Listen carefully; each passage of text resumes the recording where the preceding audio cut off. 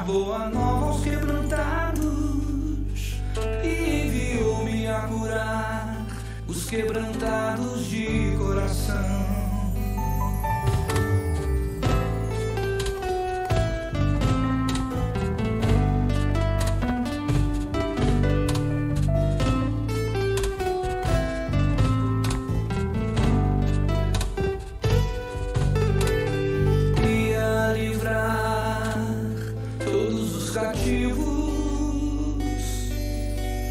E a pôr em liberdade todos os algemados e apregoar o ano aceitável do Senhor, o dia da vingança do nosso Deus.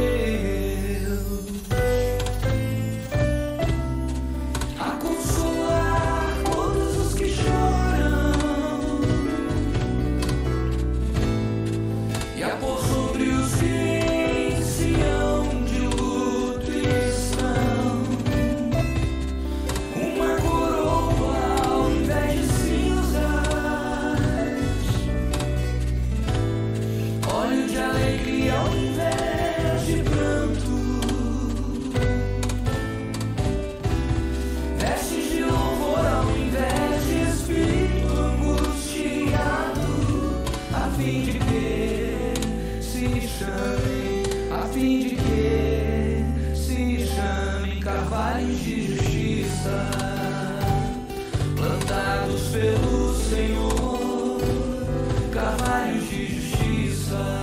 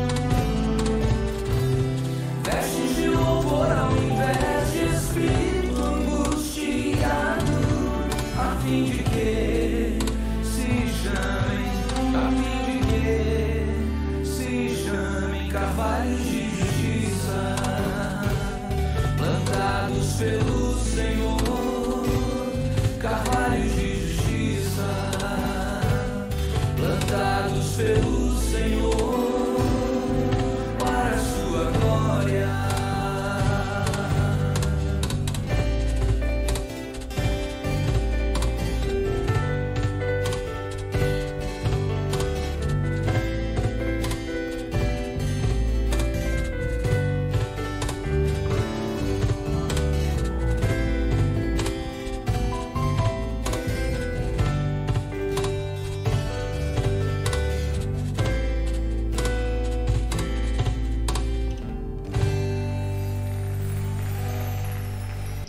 Graça e paz, irmãos, louvado seja o nome do Senhor.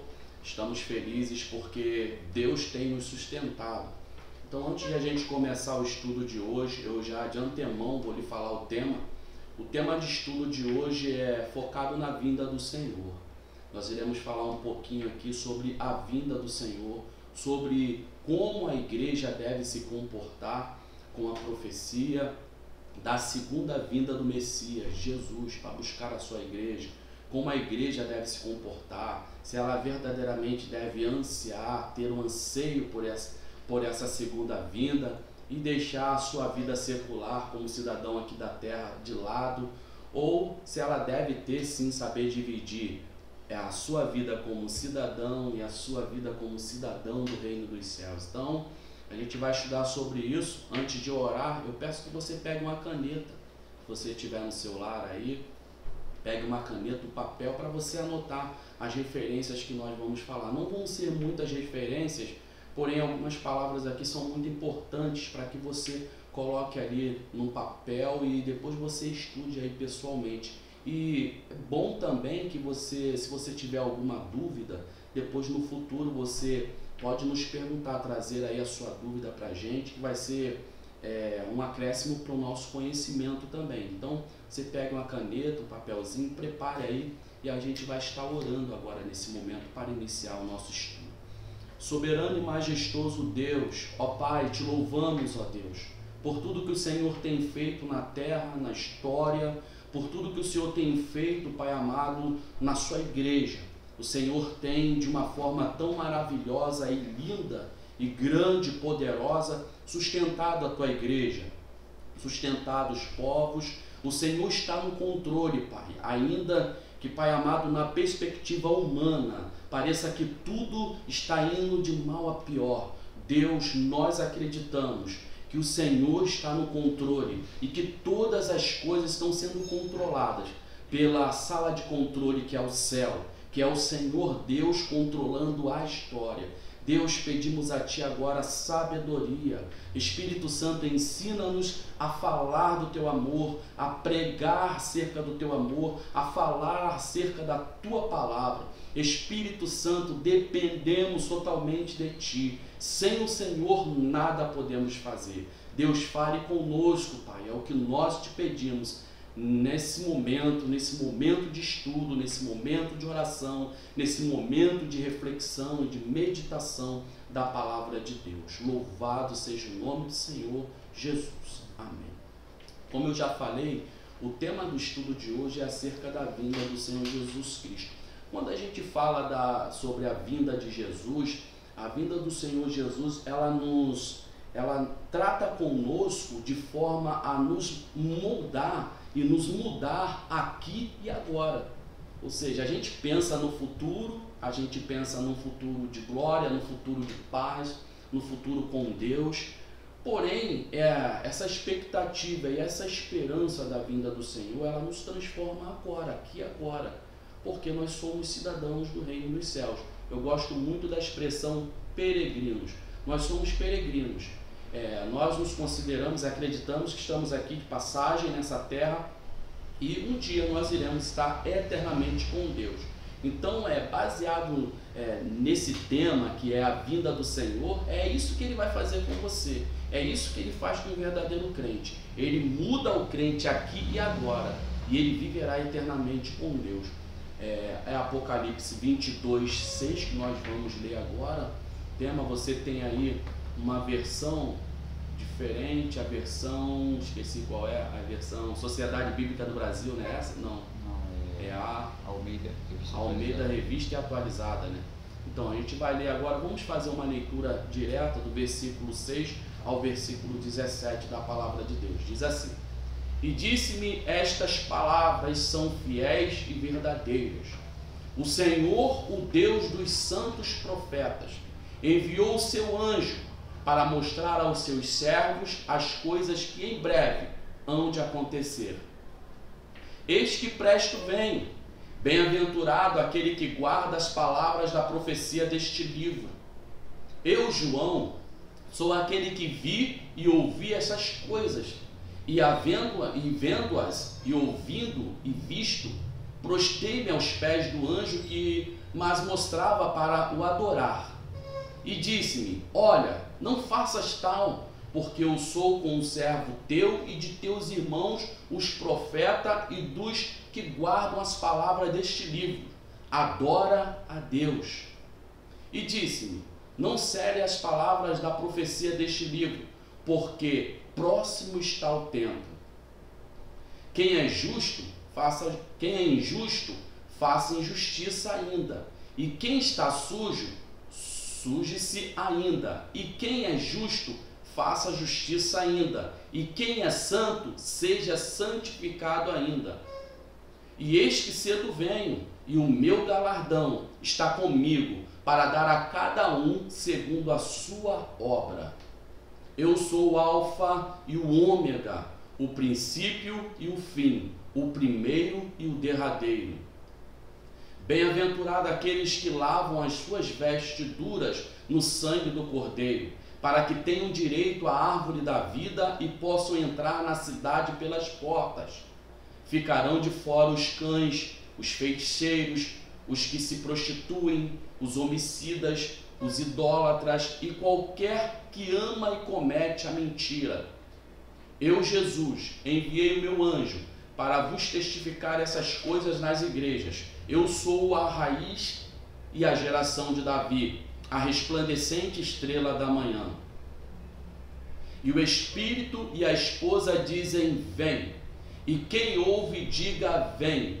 E quem tem sede, venha. E quem quiser, tome de graça da água da vida. Somente até aqui nós fizemos essa leitura maravilhosa, né, irmãos? A gente vai lendo a palavra de Deus e já de antemão você pode perceber aqui que por várias vezes, né, o escritor, tanto o autor secundário como o autor primário, né, eles falam sobre a vinda, ele vem, essa expressão ele vem, aqui nesse texto, você percebe isso.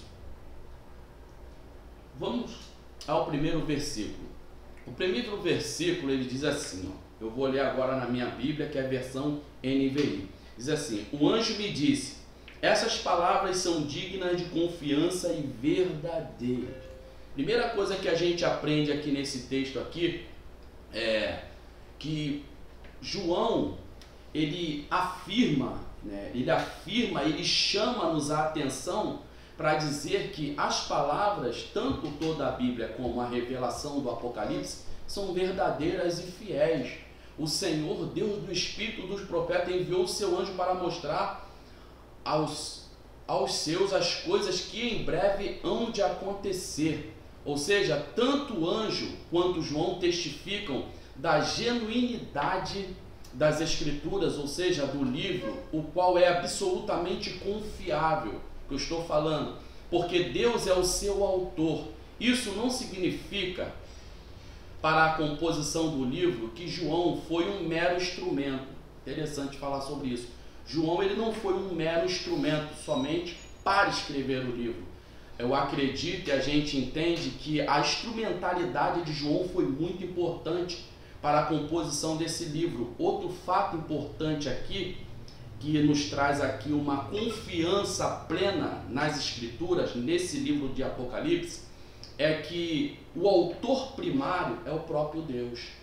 Deus permitiu João, inspirou pelo seu Espírito João a escrever. E o autor secundário é João. Mesmo assim, ele teve uma grande importância, ele foi importante. Ele funcionou como um judeu do século I, que escreveu no grego koiné, que era o grego falado pelos seus contemporâneos, e Deus usou João com os seus talentos. Quais os talentos de João? Seu discernimento das Escrituras e sua habilidade autoral para compor esse livro maravilhoso e essa revelação maravilhosa que nós estamos estudando aqui. No entanto, Deus é o autor primário e João o secundário. Essas palavras são dignas, ou seja, são fiéis.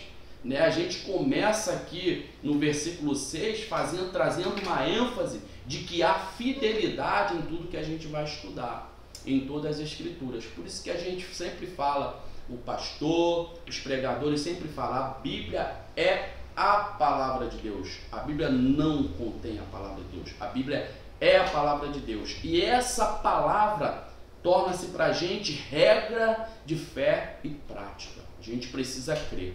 As coisas que são reveladas aqui nessa palavra maravilhosa, a gente vai entender. E as coisas que a gente não entende é pela fé.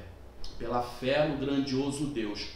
Aquele que inspirou, ele usa também outra expressão aqui, o escritor, ele diz assim, o Senhor dos Espíritos dos Profetas enviou o seu anjo para mostrar aos seus servos as coisas que em breve hão de acontecer. Ou seja, João faz menção aqui do Antigo Testamento.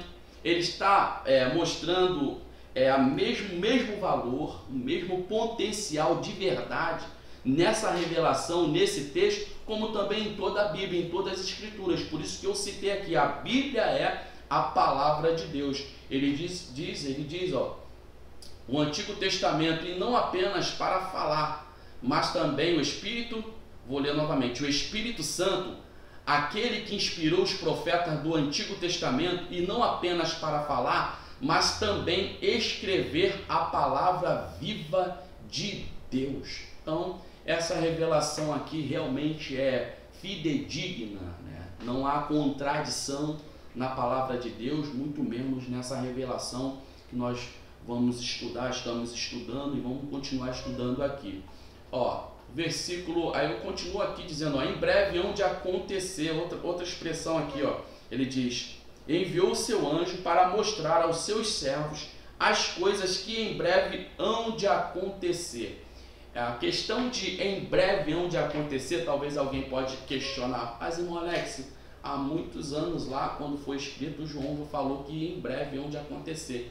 E até hoje Jesus não voltou, nada aconteceu, mas a questão é que ninguém sabe o dia nem a hora. Em breve hão de acontecer, de uma perspectiva humana, o cumprimento dessa promessa parece que foi adiado. Na perspectiva humana, parece que foi adiado. No entanto, de uma perspectiva divina, aí a gente coloca a fé e a gente sabe que está tudo no controle, nas mãos do Senhor. Numa perspectiva divina, as coisas que foram previstas estão acontecendo mesmo agora, de modo que a consumação em si é de fato iminente, ou seja, as coisas estão acontecendo, a história está caminhando de acordo com a vontade de Deus. Por isso que a gente sempre fala, né? A gente tem sempre um cuidado quando acontece algo de ruim conosco, ou até mesmo na conjuntura, a gente tem um cuidado para não murmurar, para não desanimar, a gente motiva os irmãos, você é motivado, você é chamado a adorar, continuar buscando, continuar perseverando. Por quê? Porque as coisas estão acontecendo, a nossa história está acontecendo de acordo com a vontade de Deus. Deus está comandando a história, não adianta, não é governador, não é presidente, são tudo falhos. Quanto mais admiração você coloca em um determinado líder, quando chega no final da carreira desse líder, você vai sempre se decepcionar.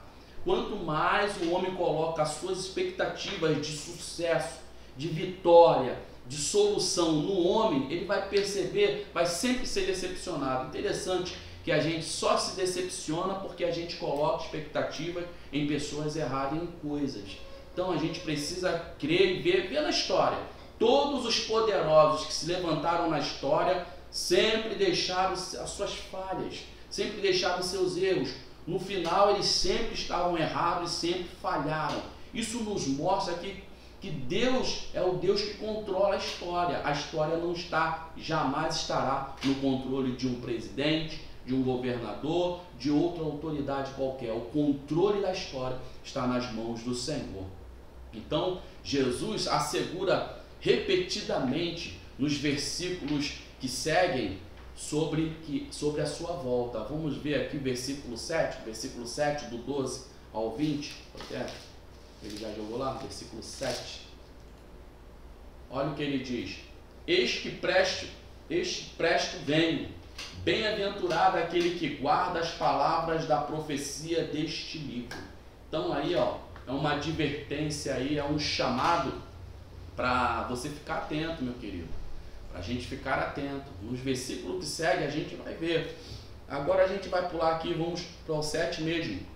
Ele diz assim, ó, feliz, eis que em breve vem, feliz é aquele que guarda as palavras da profecia deste livro. Irmãos, essa palavra aguardar aqui, ela é muito interessante. Eu estive pesquisando sobre essa palavra aguardar, ela não é simplesmente ouvir, não ouvi, aí memorizei e tal, e eu tenho memorizado essa palavra no meu coração, ou na minha mente, eu tenho memorizado, mas ela vai mais além. Há uma ligação óbvia entre aquele que guarda e aquele que atenta.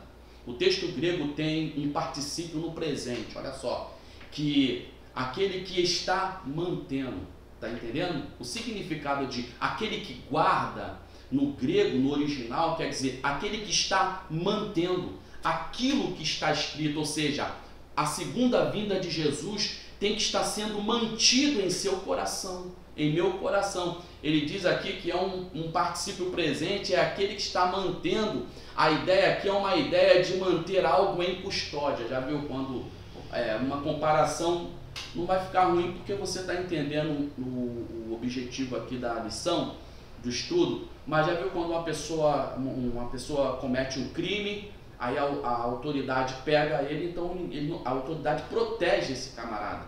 Esse camarada, antes de ser colocado na viatura, ele é protegido. Não sei se vocês já viram o cuidado quando o próprio marginal vai ser colocado dentro da viatura, até na cabeça dele o polícia pega para ele não se machucar, porque ele vai fazer um exame de corpo de delito e ele está sob a custódia do Estado, então ele não pode se machucar. A ideia das Escrituras, a ideia sobre a vinda de Jesus, sobre breve venho, Jesus vem, a ideia é essa, de a gente manter, a gente precisa, o cristão cheio do Espírito Santo, ele mantém essa esperança aqui, ó. A ideia é de algo em custódia, para indicar a tarefa contínua, ou seja, é uma tarefa contínua, a luta. Por isso que a gente vai, o irmão fulano ou a irmã B passou por uma prova tão difícil. Às vezes você ouve um testemunho e fala, como que ela suportou? Eu não suportaria isso, mas não é. O que faz a gente ser perseverante é a esperança, é estar mantendo em nosso coração essa viva esperança da volta de Jesus, entendeu? De estar no céu com Cristo. Essa palavra apontam para o conteúdo do Apocalipse. Isso que ele está falando aqui. Vamos no versículo 8 agora. O versículo 8 que diz, ó. Eu, João, sou aquele que ouviu e viu estas coisas. Tendo-as ouvido e visto, caí aos pés do anjo, que me mostrou tudo aquilo, para adorá-lo. Aqui, no versículo 11, João fornece uma identificação pessoal com o pronome eu. A gente pode perceber que era de costume de Paulo. Paulo sempre falou, eu, Paulo, apóstolo do Senhor Jesus. Tem até aqui uma referência aqui, ó. Bota lá em Gálatas capítulo 5, versículo 2. Gálatas capítulo 5, versículo 2.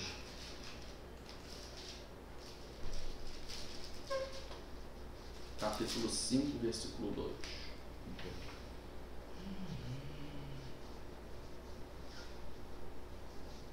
Ele diz, ouçam bem, eis que eu, Paulo, vos digo, que se vos deixar de circuncidar, Cristo de nada vos aproveitará. Está entendendo? Era o costume dos autores do Novo Testamento usar essa expressão. Quando João ele usa essa expressão, na verdade, é num reforço. A intenção de João era num reforço para se certificar de que os seus leitores, após esse livro ser escrito, os seus leitores iriam saber que ele, como um bem conhecido líder daquela época, um líder espiritual, é de fato o autor desse livro. Mas eu torno a dizer, João é um autor secundário. O autor primário foi Deus. O Apocalipse foi a revelação de Deus. A Bíblia é a revelação de Deus. Ele inspirou os homens para escrever. Aqui, ó, ele diz aqui, ó, testificar ao leitor com o bem conhecido espiritual deles. E de fato, o autor desse livro, ele usa uma forma, como eu falei, essa forma que era comum entre alguns escritores do Novo Testamento. O escritor é uma testemunha por ouvir e ver. Portanto, o seu testemunho não é baseado em imaginação humana. Outra verdade que a gente aprende nesse versículo 8, quando ele afirma que ele viu e ouviu, e que ele foi o autor secundário, ele viu e ouviu, ele diz assim, ó, o anjo me mostrou tudo aquilo, ou seja, foi uma revelação não da imaginação humana, mas sim uma revelação divina nesse versículo 8 aqui. Agora a gente pula para o versículo 9, você percebeu que a gente está fazendo um estudozinho assim, são comentários, né? Um comentário, podemos dizer, expositivo bem simples aqui, porque a gente tem muito que aprender ainda, nunca vamos saber tudo, entendeu? O que chega ao nosso alcance a gente aprende, a gente estuda e a gente compartilha. Então a gente está fazendo aqui um comentário de versículo por versículo e na verdade esses versículos eles têm uma mensagem central. A mensagem central aqui é levar a igreja à esperança, a essa expectativa da volta de Cristo, da segunda vinda do nosso Senhor. Tá bom? No versículo 9 agora, aqui a gente percebe já no 8 que João toma uma atitude aqui que não é correta, essa atitude. A gente não orienta ninguém e serve até de admoestação, de exortação para os crentes. Esqueci de gravar, mas eu começo a gravar daqui. Então serve até de admoestação. Diz assim, ó, ele, no versículo 8 mesmo, na parte B, ele diz que ele, quando ouviu, ele se prostrou diante do anjo para adorar o anjo. Entendeu? E o anjo disse para ele, o anjo falou, não faça isso. Aí, no versículo 9, que a gente está agora, diz assim, mas ele me disse, não faça isso, sou seu servo, como você e seus irmãos, os profetas. Seus irmãos, os profetas, e dos que guardam as palavras deste livro. Adora a Deus. Olha só que coisa linda. Aqui tem uma advertência. É muito bom que a gente vai acontecer, de você admirar alguém, vai acontecer. Você tem admiração por alguém, por um cantor gospel, ou por uma pessoa, ou por alguém da sua família, ou por um professor. Isso pode acontecer. Nós somos seres humanos, temos sentimentos, porém toda admiração ela tem que ter um equilíbrio. Pra gente, para nós que somos cristãos, precisamos equilibrar essa questão da admiração. Porque a admiração com o foco errado vira uma adoração, entendeu? E essa adoração é antibíblica. Nós não temos ídolos, entendeu? Nós temos o nosso Deus como Senhor. A explicação do versículo, o fato de o anjo rejeitar a adoração agora funciona, portanto, para afirmar para o livro toda a autoridade, não do anjo, mas do próprio Deus. Portanto, do próprio Deus. Somente a quem o louvor é devido. A repetição não é um descuido do autor, mas uma decisão intencional para enfatizar a inspiração divina de todo o livro, o qual tem como autor principal Deus, que é digno de toda adoração e louvor. Só Deus. Vamos lá em Êxodo capítulo 20, versículo 4 e o 5, parte A. Êxodo, vai botar lá? 4. Já foi, né? E disse-me, olha, isso, não farás para ti imagem de escultura, nem alguma semelhança do que há em cima nos céus, nem embaixo na terra, nem nas águas, nem debaixo da terra. Versículo 5. Não te curvarás a elas, nem as servirás, porque eu, o Senhor, teu Deus, sou o Deus zeloso. Só até aí mesmo. Então, ou seja, o nosso Deus, ele é Deus zeloso. Por isso que quando João vai adorar o anjo não recebe adoração. Isso parte também da gente, né? Por exemplo, uma pessoa que é uma liderança, uma pessoa que como que eu posso dizer uma palavra aqui bem boa, uma pessoa que forma opinião, geralmente ela vai ter algumas pessoas que a admiram. Isso parte também de quem está sendo admirado, ter um equilíbrio na aceitação, entendeu? Ele tem que não repreender uma pessoa que está admirando, focando errado, mas ele deve ensinar, entendeu? Ele deve ensinar. Se você é um líder, se você tem liderança e é admirado por sua fala, por seu conhecimento em alguma área científica ou teológica, se você histórica, se você é admirado, se você é um professor, se você é um engenheiro, se você é alguém assim que forma opinião e você é admirado e percebe que essa admiração pelos seus subordinados está indo para o foco errado, você pode ali orientar e ajudar essa pessoa a sair dessa. Você vai estar fazendo algo de bom e o Espírito de Deus vai se agradar com você. Em contrapartida, nós temos que ter cuidados também com essa admiração. Adorar somente a Deus. A palavra diz, adora somente a Deus. E o próprio anjo que estava ali na tarefa junto com João, dentro desse texto, desse contexto aqui, o anjo não aceita a adoração. Entendeu? Vamos agora para o versículo 10. Versículo 10 diz assim: e disse-me, não celes as palavras da profecia deste livro, porque próximo está o tempo. Ele disse para não selar a profecia desse livro. É muito interessante que quando você lê o livro de Daniel, você lê lá no livro de Daniel, você percebe uma diferença entre a profecia de Daniel e a do Apocalipse. Na profecia de Daniel, abre lá em Daniel capítulo 8, versículo 26, para você ver uma coisa interessante. Daniel capítulo 8, 26. E a visão da tarde e da manhã que foi dita é verdadeira. Tu, porém, cerra a visão, porque só daqui a muitos dias se cumprirá. Agora você volta lá no versículo 10. Vocês perceberam que quando a profecia dos finais dos tempos foi dada a Daniel, ele recebeu a ordem de cerrar. Já aqui em Apocalipse 10, diz, não celes, e disse-me, não celes as palavras da profecia deste livro, porque próximo está o tempo. Ou seja, o desejo de Deus é que você esteja atento, que o povo daquela época, que a gente hoje aqui, venhamos estar atentos com relação à volta de Cristo. Entendeu? Apocalipse tem alguns enigmas, sim, tem, mas o que a gente entende da palavra de Deus, o que a gente entende aqui, que é revelado para a gente, é para que a igreja permaneça fiel nessa expectativa.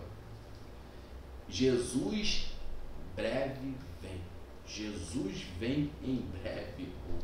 Faz um trocadilho ali, ou Jesus está voltando. Então a gente precisa atentar muito para isso. No versículo 10, a diferença, a gente falou da diferença. Ao primeiro é dito para fechar e selar as palavras da sua profecia até o fim dos tempos. Compare tal, botei aqui, mas o livro de Apocalipse deve permanecer disponível para todos aqueles que queiram ler e ouvir a sua mensagem. Então, a palavra de Deus, ela está disponível, graças a Deus, que no Brasil ainda temos essa disponibilidade aí para comprar Bíblia de estudo, para comprar livros. Você vai na internet, você acha, você vai em alguns lugares físicos, você acha material para você estudar. E isso é motivo de graças, irmão, de glória. Devemos nos alegrar, porque em muitos países, simplesmente ser cristão, o camarada já perde a cabeça, a sua família já é torturada, então coisas bárbaras estão acontecendo. Cristãos estão sendo perseguidos e nós temos esse privilégio ainda. Nós brasileiros temos esse privilégio ainda de poder estudar a palavra. O tempo está próximo.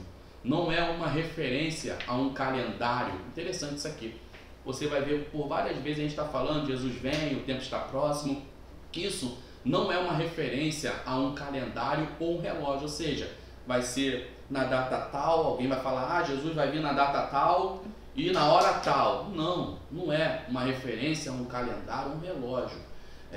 Antes significa um momento oportuno ou um tempo de decisão, o tempo da sua decisão, de ser fiel a Deus, de renunciar ao pecado, de renunciar às ofertas que o mundo traz, o sistema mudando. Sabe que a nossa carne, ela se alimenta mesmo de coisas que desagradam a Deus. Você renuncia a tudo isso aí.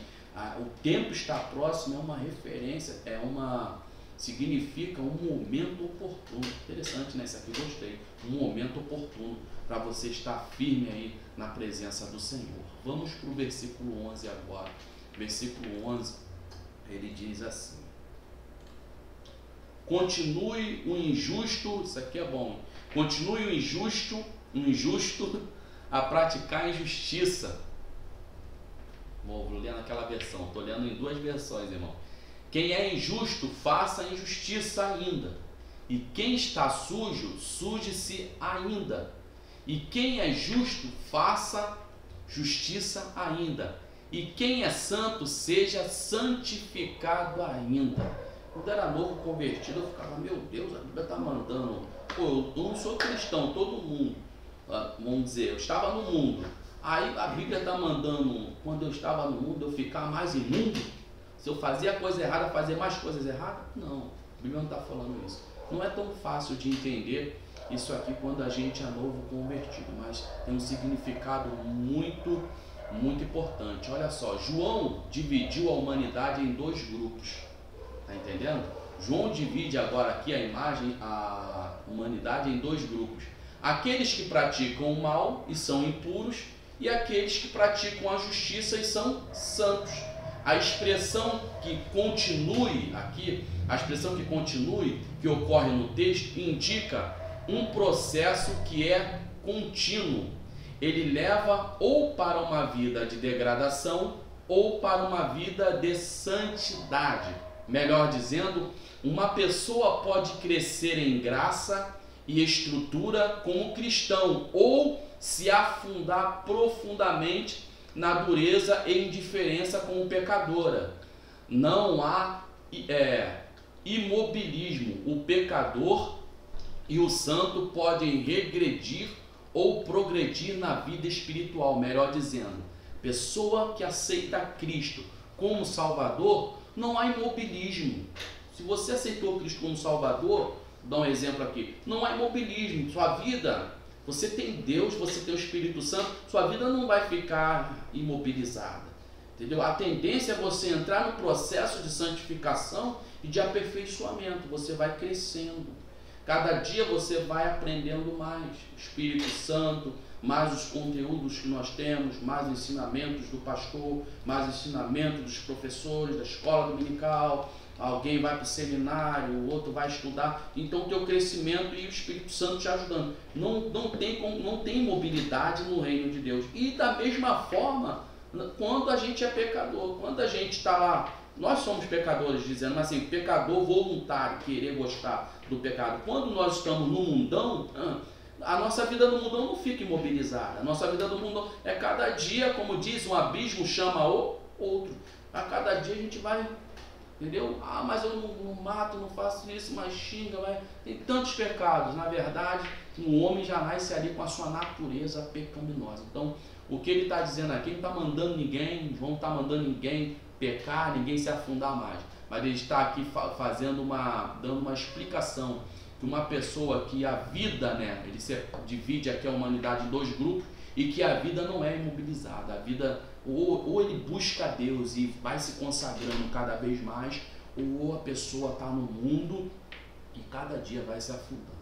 Tem até uma palavra aqui do comentário de Simon Kistemacher.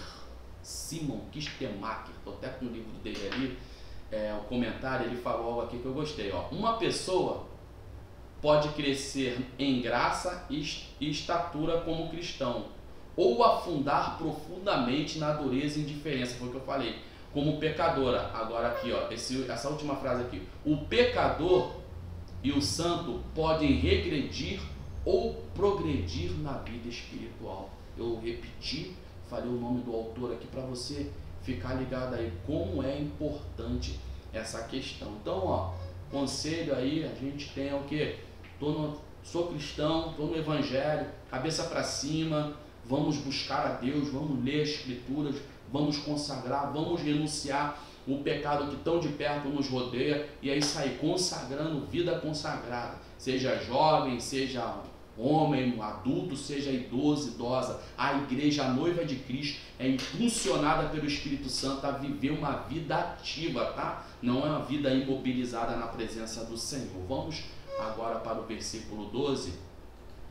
Eis que veio, ele diz, eis que cedo venho, novamente, a advertência, eis que cedo venho, e o meu galardão está comigo, para dar a cada um segundo a sua obra. Gente, isso aqui faz muitas pessoas ficarem confusas. Alguns têm um entendimento um pouco diferente. Fica parecendo que a gente está fazendo, né? Eis que cedo venho, meu galardão está comigo para dar a cada um segundo a sua obra. fica parecendo que não vou fazer uma boa obra, não vou ficar na igreja todo dia porque eu vou receber um galardão, vou receber. Lá em Apocalipse está dizendo isso, mas nesse texto aqui não é isso que a palavra quer dizer, é mais profunda, entendeu? Aí a pessoa, a motivação é errada, costumo falar sobre isso. Às vezes a pessoa está no lugar certo, quer fazer a coisa certa, mas a motivação é errada, totalmente errada. A pessoa está na igreja, está buscando a Deus, está trabalhando na obra, porque ela acha que, não, eu vou ganhar isso, eu vou ganhar aquilo, eu vou ganhar prêmio. Aqui na minha versão fala que é recompensa, ali fala galardão, fala que é recompensa. Olha só, a promessa da volta de Cristo, da volta de Jesus, significa felicidade e alegria para os que crerem. Olha só, a promessa da volta de Jesus para os que creem significa alegria e felicidade, mas medo e remorso para os descrentes. Ou seja, aqui há dois sentimentos aqui. Para quem está com Cristo firme é felicidade. Quando você fala assim, Jesus vem, tomara que Jesus volte logo. É interessante, eu até vou abrir um parênteses para falar uma coisa aqui. Quando eu era novo convertido, eu subi um monte uma vez com uma pessoa e fui para o monte orar. Gostava muito de estar no monte orando e tal, se afastava, né, de tudo, se concentrava melhor. Aí eu estava orando com uma pessoa no monte, aí orando em voz alta, né? Aí tô lá e vem aquela inspiração, aí comecei a orar, falar com Deus. Aí na minha oração eu falei assim, Jesus, volta logo, Senhor, volta para buscar a sua igreja. Aí tudo bem, a gente acabou de orar, quando a gente está descendo o monte, aí a pessoa me repreendeu, era novo convertido, a pessoa falou assim, poxa Alex, você estava orando ali, já está errado que ele estava prestando atenção na minha oração, mas vamos ao foco aqui. Aí falou, você estava orando ali e quando você orava, você falava assim, com maior vontade que Jesus voltasse logo. Poxa, será que você não está sendo egoísta? Tem tanta gente para se salvar ainda. Aí eu falei, poxa, não. E durante um bom tempo, irmãos, eu parei de orar assim. Eu fiquei um bom tempo sem orar. Às vezes vinha aquele desejo, aquela vontade de falar, ora vem, Senhor Jesus. E a própria palavra de Deus nos orienta, né? Maranata, ora vem, é um anseio da igreja. O anseio da igreja é que Jesus vem em breve, entendeu? Não que a gente não pense nas outras pessoas, a gente sabe muito bem, a gente tem que ter o pé no chão, de que vão ter pessoas que não vão amolecer o coração, vão ter pessoas que não vão querer aceitar Cristo. Você pode pregar, você pode dar estudo, você pode tentar discipular, a pessoa não vai querer o evangelho. Por exemplo, existem casas aí que você entra para dar estudo, para ensinar a palavra, e às vezes uma família com 7, 8 pessoas, uma pessoa aceita Jesus. Passa 10 anos, somente aquela pessoa aceitou Jesus. E às vezes passou-se 30 anos, só uma pessoa aceitou Jesus naquela casa. É um pouco difícil isso acontecer, mas acontece. Por quê? Porque de fato é que algumas pessoas vão aceitar o evangelho, outras não vão aceitar. Mas o desejo de Deus é que todos sejam salvos. Deus não se alegra na morte do pecador. Deus quer que ele se arrependa e sejam salvos, mas alguns não vão receber com o coração aberto a palavra de Deus. Então aqui eu continuo, a sua volta deve ser vista, falando de recompensa. A promessa da volta de Jesus significa felicidade e alegria para os que creem, mas medo e remorso para os descrentes.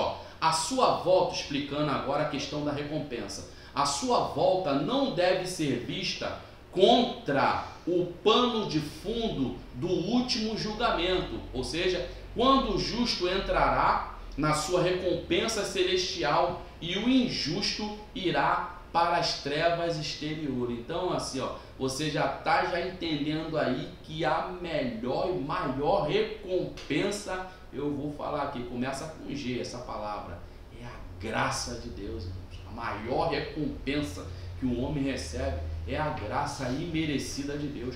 Vamos lá em Mateus capítulo 25, do 31 ao 46, uma história aqui bem grande, mas dá uma explicação legal com relação à questão da recompensa. Diz assim, também foi dito, qualquer que deixar, Mateus 25, 31 ao 46, 25, 31 Isso. E quando o Filho do Homem vier em sua glória, e todos os santos anjos com ele, então se assentará no trono de sua glória. E todas as nações serão reunidas diante dele, e apartará uns dos outros, como o pastor aparta dos bodes as ovelhas. E porá as ovelhas à sua direita, mas os bodes à esquerda. Então dirá o rei aos que estiverem à sua direita: vinde, benditos de meu Pai, possuí por herança o reino que vos está preparado desde a fundação do mundo. Porque tive fome e deste-me de comer, tive sede e deste-me de beber, era estrangeiro e hospedaste-me, estava nu e vestiste-me, adoeci e visitaste-me, e estive na prisão e foste ver-me. Então os justos lhe responderão, dizendo: Senhor, quando te vimos com fome e te demos de comer, ou com sede e te demos de beber? E quando te vimos estrangeiro e te hospedamos, ou nu e te vestimos? E quando te vimos enfermos ou na prisão e não fomos ver-te? E respondendo o rei, lhes dirá: em verdade vos digo que, quando fizeste a um destes meus pequeninos irmãos, a mim me fizeste. Então dirá também aos que estiverem à sua esquerda: apartai-vos de mim, malditos, para o fogo eterno, preparado para o diabo e seus anjos. Porque tive fome e não me deste de comer, tive sede e não me deste de beber. Sendo estrangeiro não me recolheste, estando nu não me vestiste, estando enfermo na prisão não me visitaste. Então eles também lhe responderão, dizendo: Senhor, quando te vimos com fome, ou com sede, ou estrangeiro, ou nu, ou enfermo, ou na prisão, e não te servimos? Então lhes responderá, dizendo: em verdade vos digo, que quando a um destes pequeninos o não fizestes a mim. Está entendendo, irmãos? Aqui, ó, quando a gente fala de recompensa bíblica, a maior recompensa é a graça. A palavra recompensa não tem ligação com o conceito de tesouro, de ganhar alguma coisa, mas aqui, ó, pois qualquer recompensa que Deus der está baseada na graça não merecida, pois o dom da salvação é pura graça, não merecida e não obtida. Irmãos, maior recompensa, eu conversando com a minha esposa, aí ela sempre usa a expressão: queria chegar no céu. Às vezes a gente usa muita expressão, a pessoa: eu quero ganhar uma pedrinha, eu quero ganhar isso, eu quero ganhar aquilo no céu, eu quero... Existem pessoas, já em conversa, a gente já ouviu muito falar, pessoas querendo ganhar tanta coisa quanto chegar no céu. Aí minha esposa sempre fala: eu quero chegar no céu. Eu acho que a graça, né? Eu acho que, irmãos, a graça imerecida é a maior recompensa que você, que eu, que nós pecadores recebemos de Deus. Entendeu? Se Deus permitir dar algo lá no céu, fazer algo diferente, é Deus que vai fazer. Não está para mim, eu não entendo isso, mas eu entendo que a maior recompensa é a graça de Deus. Bom, vamos no capítulo 13, ou versículo 13. Diz assim: eu sou o alfa e o ômega, o primeiro e o último, o princípio e o fim. Aqui Jesus, ele agora quase na conclusão do Apocalipse, Jesus claramente ele é identificado como Deus, com as mesmas palavras de identificação. Ele é igual a Deus em poder e autoridade. Quando ele diz: eu sou o alfa, o ômega, o princípio e o fim, o primeiro e o derradeiro, ou seja, ele sempre existiu.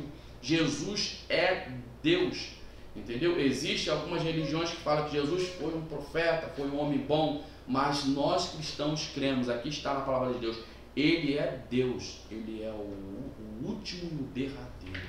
Nesse versículo aqui, vamos ao versículo 14 agora. Mais uma vez aqui no versículo 14 ele diz: bem-aventurado, ou seja, feliz, aqueles que lavam as suas vestiduras, isso aqui é bom também, vestiduras no sangue do Cordeiro, para que tenham direito à árvore da vida e possam entrar na cidade pelas portas. Jesus se dirige aos santos na terra. Agora aqui, ele diz, ó, chamados de pessoas que são felizes, bem-aventuradas, porque lavam suas roupas. Ele sugere que as roupas delas estão sujas por causa do pecado, o qual só pode ser removido pelo sangue de Cristo. Por isso, quando a gente está no mundão, ou até mesmo quando Pedro prega, aí os homens falam, o que nós devemos fazer? Aí Pedro fala, arrependei-vos e crede.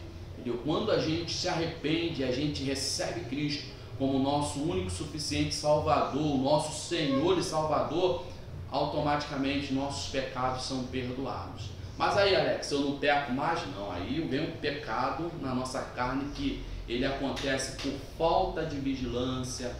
São inúmeras coisas, falta de vigilância, imprudência, vamos dizer, acidente, pessoa não está na torre de vigia, entendeu? Aí, ó, cai, meu irmão. Quando vai ver, pode acontecer. Mas quando acontece isso com um crente, de verdade, o cristão, ele se entristece, entendeu? O cristão se entristece, entendeu? Se você cometeu alguma coisa errada, que você sente aquela tristeza, ou já aconteceu, isso é um sinal que você tem o Espírito de Deus em você, sim, você é um cristão, porque você se entristece, dá aquela tristeza, aí você se arrepende, aí você fala para você mesmo, poxa, eu nunca mais vou fazer isso, eu não vou fazer isso. A pessoa que diz que comete um erro, vamos dizer aqui de relacionamento social, uma pessoa que dentro da igreja diz-se cristão, e ela anda perseguindo as pessoas, todo ano tem alguém para ela perseguir, todo ano tem alguém para essa pessoa perseguir, todo ano tem um problema com ela, e ela nunca se arrepende, que sempre, ou diz que se arrepende, está sempre fazendo a mesma coisa. Aí fica difícil de compreender se houve realmente arrependimento, porque o arrependimento gera uma repulsa, você não vou mais fazer isso, entendeu? É o que aconteceu com você, comigo, quando nós entregamos pela primeira vez e única vez as nossas vidas a Jesus. Eu não faço mais aquilo que eu fazia no mundo. Alguns erros, porque eu sou humano ainda, estou no processo, aconteceu na minha vida, mas eu me entristeci, me arrependi e procuro não repetir esses mesmos erros. Aqui, ó, ele sugere que as roupas dele estavam sujas, tal, já li. Aí diz, ó, o verbo lavar está no tempo presente para indicar que o pecado é uma atividade profana e incessante que precisa de constante limpeza. Anteriormente, João registrou as palavras de um ancião que o instruiu com relação à condição dos santos no céu. Vamos lá, Apocalipse 7, versículo 9 ao 17. Olha só o que João, antes aqui no versículo 7, um ancião o orientou, 7 do 9 ao 17. O ancião o orientou acerca de como os santos estavam no céu nessa ocasião aqui. Olha que coisa linda esse texto, ó. Depois dessas coisas olhei e eis aqui uma multidão, a qual ninguém podia contar, de todas as nações e tribos e povos, olha, ele viu a multidão, e línguas que estavam diante do trono e perante o Cordeiro, trajando vestes brancas e com palmas nas mãos, e clamavam com grande voz, dizendo, salvação ao nosso Deus, que está assentado no trono e ao Cordeiro.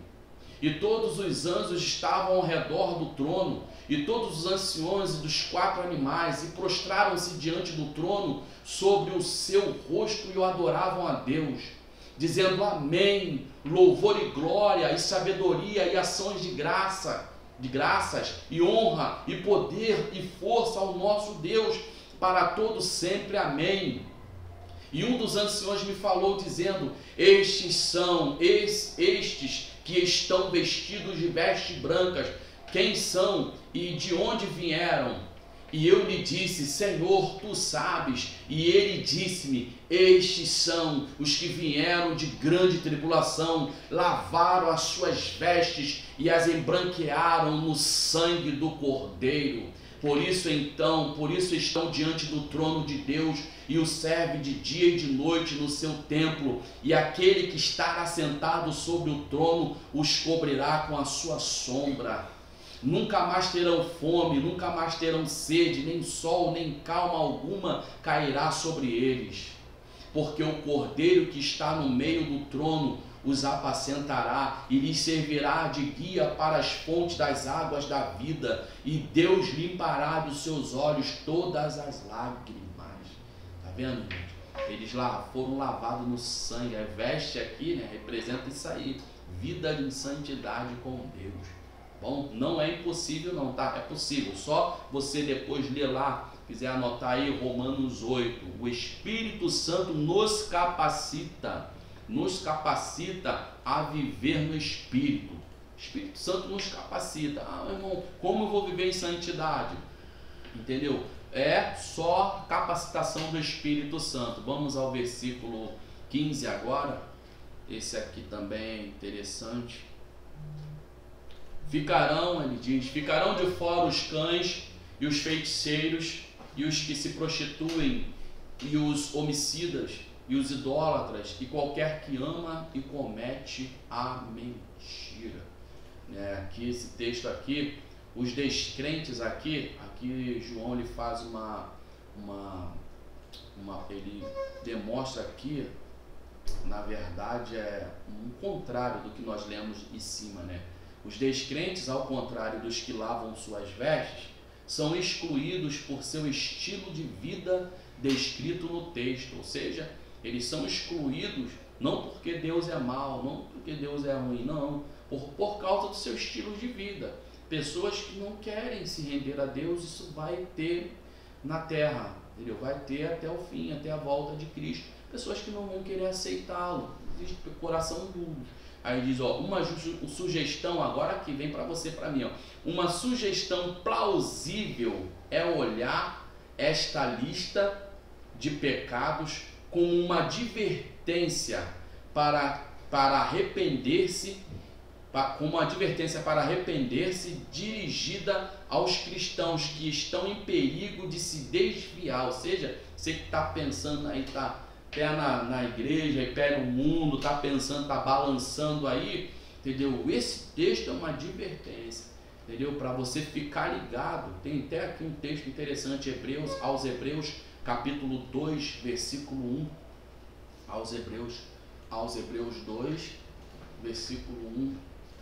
Interessante, ó. Portanto, convém-nos, ó, ficar ligado, crente, convém-nos atentar com mais diligência para as coisas que já temos ouvido, para que em tempo algum nos desviemos delas. Então, ó, é atentar, vai levando aí no teu coração a expectativa e a esperança da vinda de Cristo, ó, e sempre vigilante na terra e no céu, irmão. Então vamos lá, a gente leu o 15, né?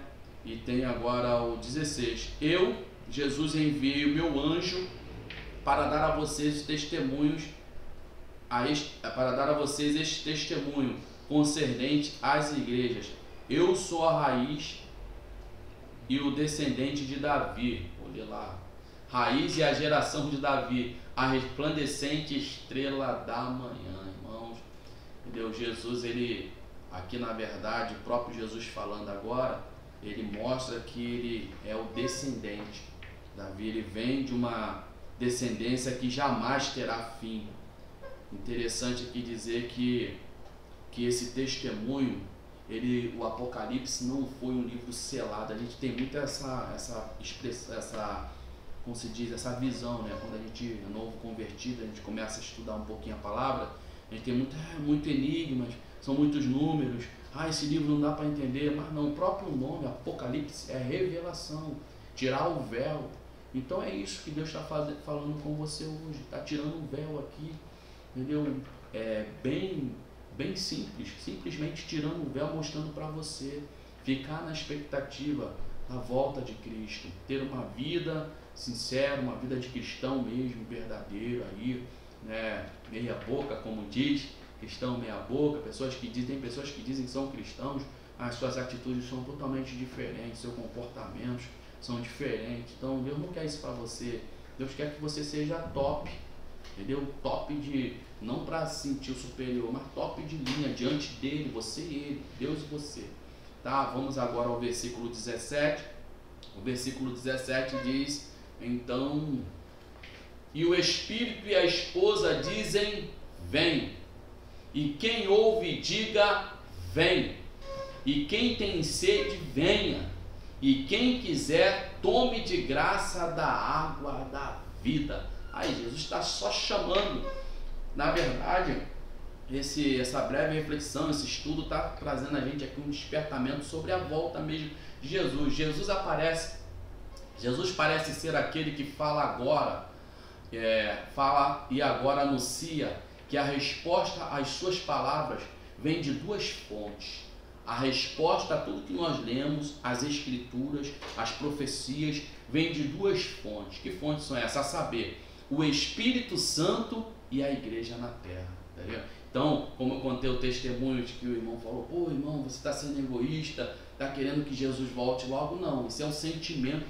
O próprio Espírito Santo impulsiona o crente a desejar a volta, o retorno de Cristo. A desejar, porque a gente sabe que por mais que a pessoa tenha uma vida de qualidade financeira, uma vida de qualidade familiar aqui na terra, ele sabe que no céu será muito melhor do que qualquer qualidade de vida aqui top 100%.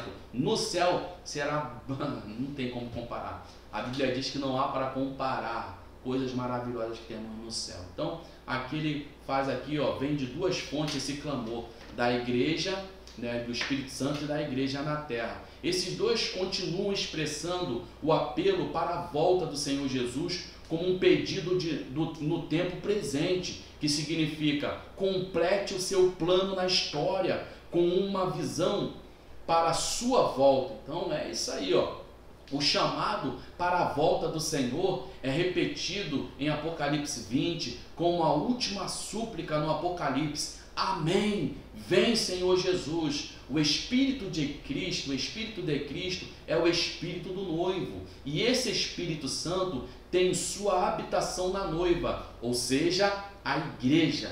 Por essa razão, ao poderoso estímulo do Espírito Santo, a igreja expressa sua ansiedade pela volta de Cristo, o seu noivo. Ou seja, lindo isso aqui, né? Pelo poderoso estímulo do Espírito Santo, a igreja expressa, né, essas palavras, né, esse desejo, expressa essa sua ansiedade pela volta de Cristo. Não é que a gente está no aperto, a gente fala, ora vem Senhor Jesus, Maranata, pandemia, muita gente morrendo, Maranata. Não é só por medo. Às vezes, quando a gente vê que o negócio está arrochando, a gente clama assim também. Mas é num momento de bom também, quando você está à mesa com a família, comendo uma boa comida, conversando, quando você tem um dinheirinho para comprar uma roupa, quando você está viajando, quando você está feliz, quando você está fazendo aniversário. Em todo momento, o Espírito Santo nos impulsiona como noiva, como igreja, a estar pensando, está tudo bem, mas enquanto vai e reflete, poxa, a vida do Senhor Jesus será muito melhor do que esse momento que eu estou vivendo. O Espírito de Cristo é o Espírito do noivo, e esse Espírito tem sua habitação na noiva, ou seja, a igreja. Por essa razão, ao poderoso estímulo do Espírito Santo, a igreja expressa a sua ansiedade pela volta de Cristo, seu noivo. Não somente o corpo orgânico, ou seja, a igreja reunida, mas também cada crente individualmente, que obedientemente responde ao convite que o Espírito faz. O convite, venha, aparece duas vezes para enfatizar a urgência. Então, que você possa refletir nesse estudo, um estudo aqui simples, uma reflexão simples para a gente refletir. Quando eu falo simples, é porque a gente, nas palavras simples, mas a palavra de Deus, ela nunca é rasa, ela é profunda, né? Como a chuva que desce, bate na terra e produz fruto, assim é um versículo da palavra de Deus, um versículo que alguém fala para você, fica no seu coração. Amém? Louvado seja o nome do Senhor Jesus. Vamos orar agora, fazer uma oração finalizando, entendeu? Para a gente terminar aqui o estudo, tá bom? Fique firme, creia, Deus está no controle. Vamos fazer aqui uma oração específica, eu lembrei, oração específica a questão das vacinas aí que estão chegando. A gente fica feliz, está tudo no controle de Deus, mas vamos agradecer a Deus. Majestoso Deus e eterno Pai, Deus poderoso, Deus eterno. Ó Pai, a tua noiva, a tua igreja anseia pela tua volta, Pai. Deus, estaremos com o Senhor, Pai, na glória. Estaremos para sempre com o Senhor na eternidade. Deus, te louvamos por esse estudo, por tudo que foi falado aqui. Deus, o Senhor falou poderosamente aos nossos corações, porque não vem de mim, mas vem do Teu Espírito Santo. Cada palavra, cada versículo, a Bíblia é a palavra de Deus. Pai, por isso entrego em Tuas mãos cada irmão, Deus. Agora essa questão das vacinas que estão chegando, ó Deus, a administração, a logística, toma todos que estão envolvidos, Pai amado, na distribuição dessa vacinação em massa, dessa imunização em massa, ó Deus, dê sabedoria, que toda obra política da carne do homem, Deus, entregamos em Tuas mãos, que o Teu nome seja glorificado nessa pandemia, em outros problemas que poderão surgir em nossa história. Tudo está em Tuas mãos. Toma tudo em Tuas mãos, toma a nossa igreja, os irmãos, os idosos dessa igreja, os jovens, adolescentes, as crianças, toma os adultos, toma toda essa comunidade em Tuas mãos. Deus, te agradecemos por tudo. Agora, Deus, continue falando conosco. Ora vem, Senhor Jesus, Maranata, continue nos dando esse desejo maravilhoso, meu Pai, de estar com o Senhor, meu Pai amado, de ver a manifestação da segunda vinda do Senhor nessa terra para arrebatar a sua igreja. Pai, essa é a oração que eu faço, nós fazemos a Ti. Eu te louvo pela vida do Ryan, a vida do Israel que aqui estão comigo. Que o Senhor continue falando no coração desse jovem, abençoando grandemente tudo que eles têm colocado as mãos para fazer na Tua casa e em suas vidas. Deus, toma a vida desses jovens, a minha vida, nossas famílias em Tuas mãos, em nome de Jesus. Amém e amém. Graça e paz, irmãos, fiquem com Deus. Que Deus continue lhe abençoando, tá? Vigie, coloque álcool, use máscara, se proteja e continue em oração, tá? Que Deus abençoe em nome de Jesus. Louve, cante, sinta e dance.